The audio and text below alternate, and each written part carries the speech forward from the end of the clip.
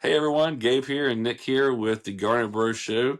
We're actually at episode 4, if you can believe it, of season 2. Excited to be with y'all again tonight and just to bring our thoughts and ideas on what's been happening in Gamecock football and beyond lately. And hopefully you guys are still enjoying catching up and watching with us and being a part of things, commenting, remembering that we are now also on YouTube, Spotify, Facebook, and working on getting out on a couple other platforms. So we're excited and thankful that you guys have been following us and watching us. It means a lot to us. So thank you. If you share it with your friends and family, hopefully we can reach out a few more people. But we're excited that you're here and you are listening nonetheless.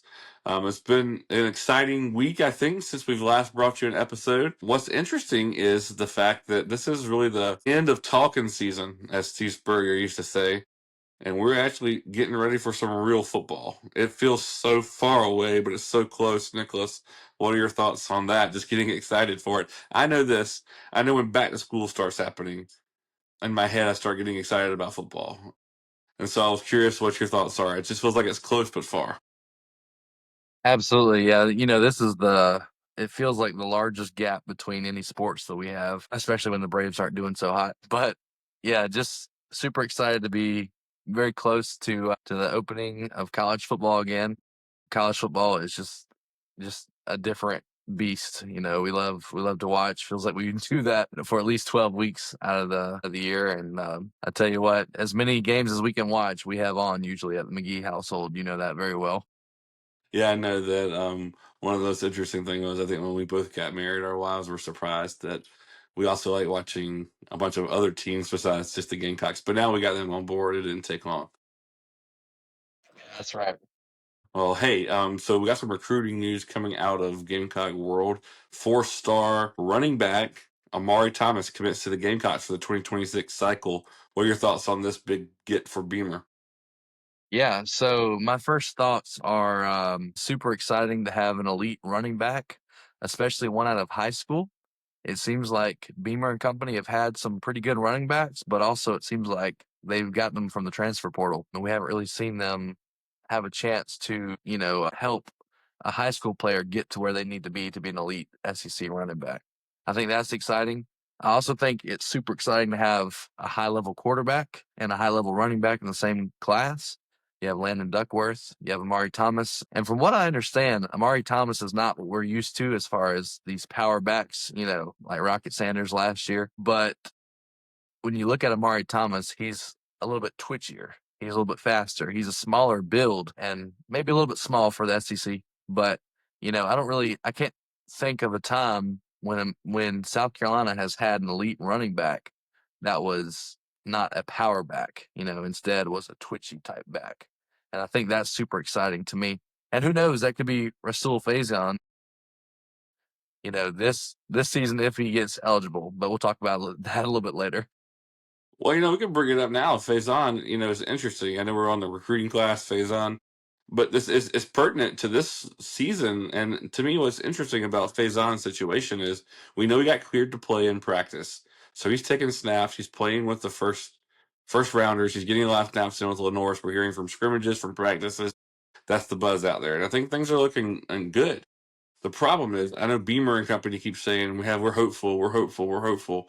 The thing is this: if they can file an emergency waiver and have it approved in less than 24 hours for him to practice, what is the holdup with getting his eligibility cleared up so he can or can't play? Because what's going to happen now is they're going to decide this at a point in time where the kid can't go to the NFL. He can't get money for playing in the NFL. He can't get NIL money for playing in college, and they've messed this kid's career up. And so my point is this: what is the holdup? And why is this happening? What do we do to avoid this in the future? Because I feel bad for the kid.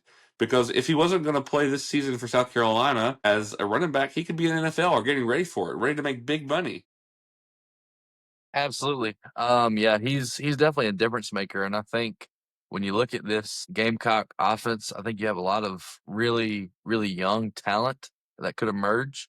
But I think he's one of those guys that brings a lot of talent and is going to be someone who's steady for us, especially in pair with Lenores. If you have Lenores with Faison, I think they become an elite duo. in the SEC. But yeah, I don't know the answer to that question. I've wondered that for a long time. I mean, even with Diego Pavia, I mean, I know, I'm not a fan of Pavia.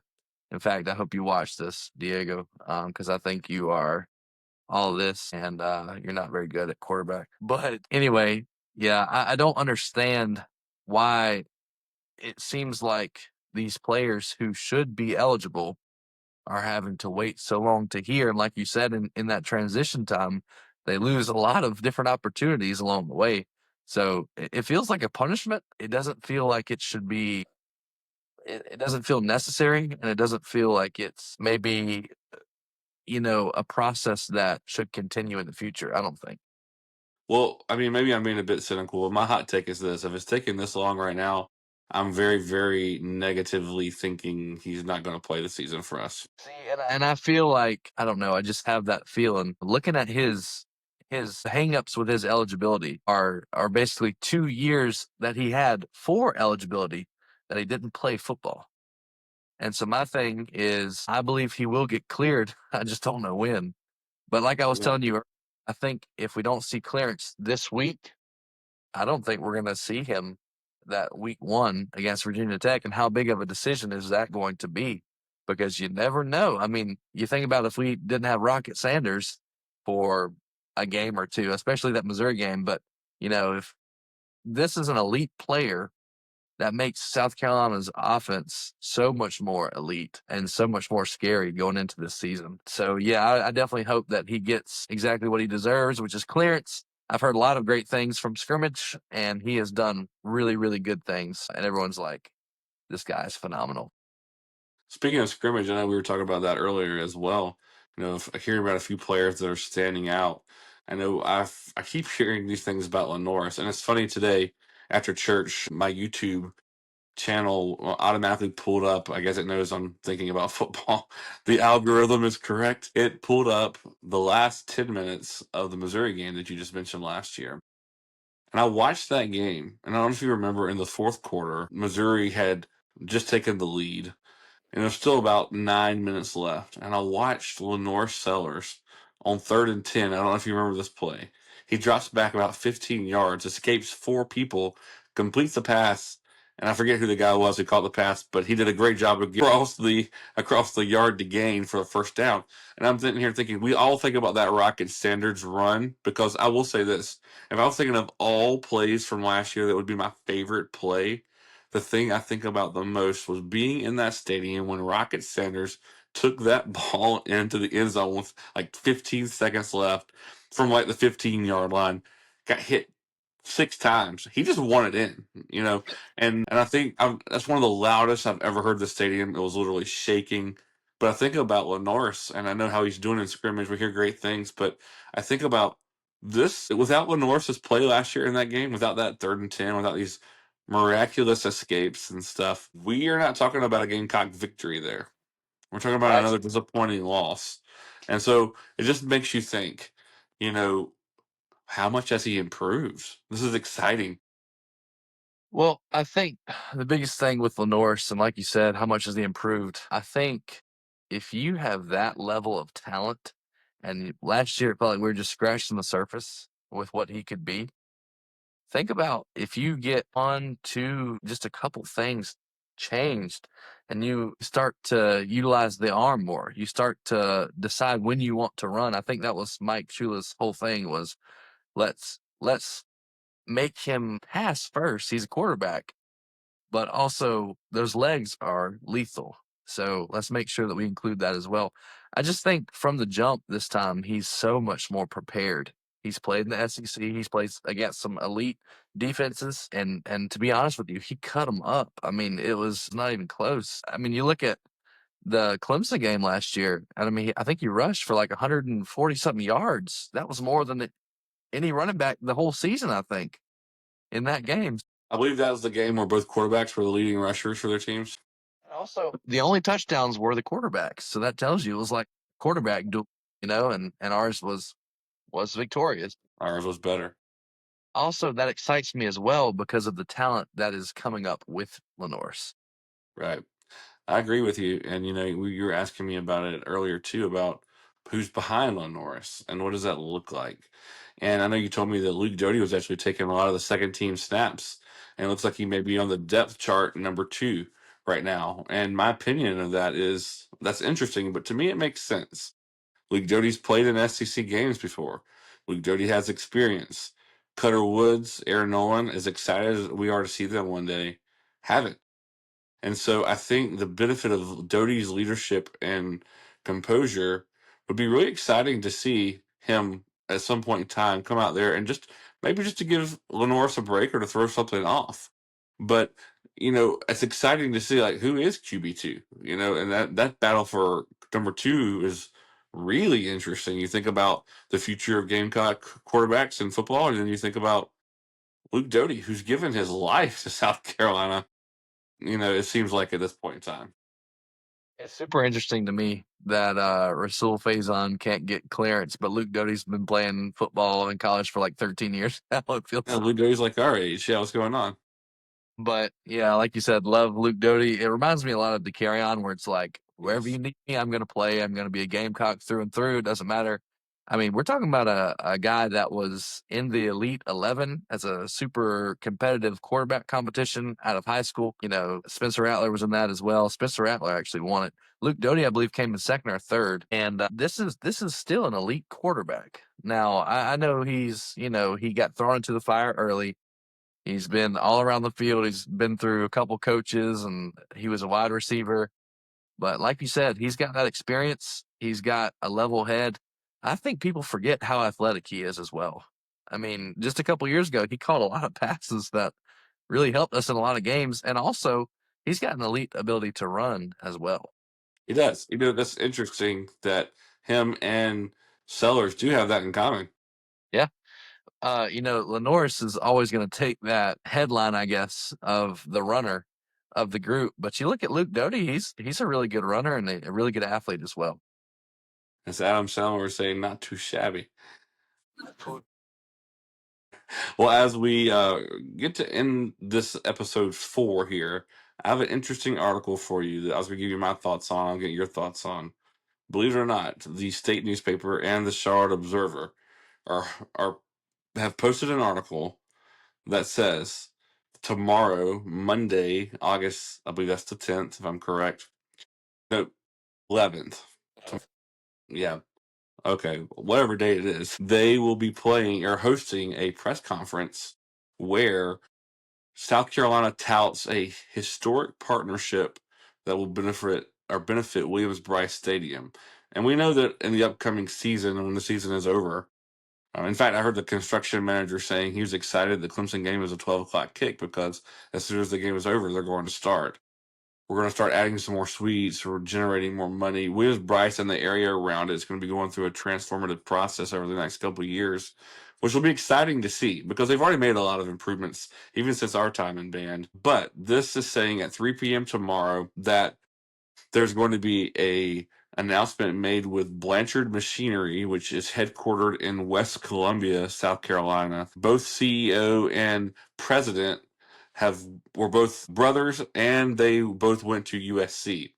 It's expected that Monday's announcements could have some sort of stadium-related sponsorship from Blanchard, as I read from the article right now, meaning that are we talking about Blanchard Field at Williams-Brice Stadium? And what are your thoughts on this? Is this a good way for the university to make money? Is it a smart way of advertising, or is it cheesy and tacky? Well, I think the new landscape of college football is how much money you have to throw at young recruits. Unfortunately, that's what I don't think cheesy or tacky play into anything nowadays. If you have a bag, you know you're going to get elite recruits. So if that is the case, and they do throw a bag towards South Carolina athletics, especially football, I say call it Blanchard Field. You can call it Williams Blanchard Brice. I don't care what it's called. I mean, let's do it. Hey, Get some money. if it makes us competitive with the big dogs, so to say, of NIL, we got to do what we have to do, right? Because we know in this day and age, there is no more. Luke Doty's are the unicorns of the world. The guys that want to be at South Carolina for 9 years because they love the school. That's not going to happen anymore. People Yes. want to go to the school that's going to pay them the most money, and rightfully so. Because even if you judge kids for saying that, every single person listening to me right now would do the exact same thing. You're going to go where you get the most money, and you'd be stupid not to, except under certain circumstances, right? Like Lenoris and the $8 million, he had a reason to stay here, right?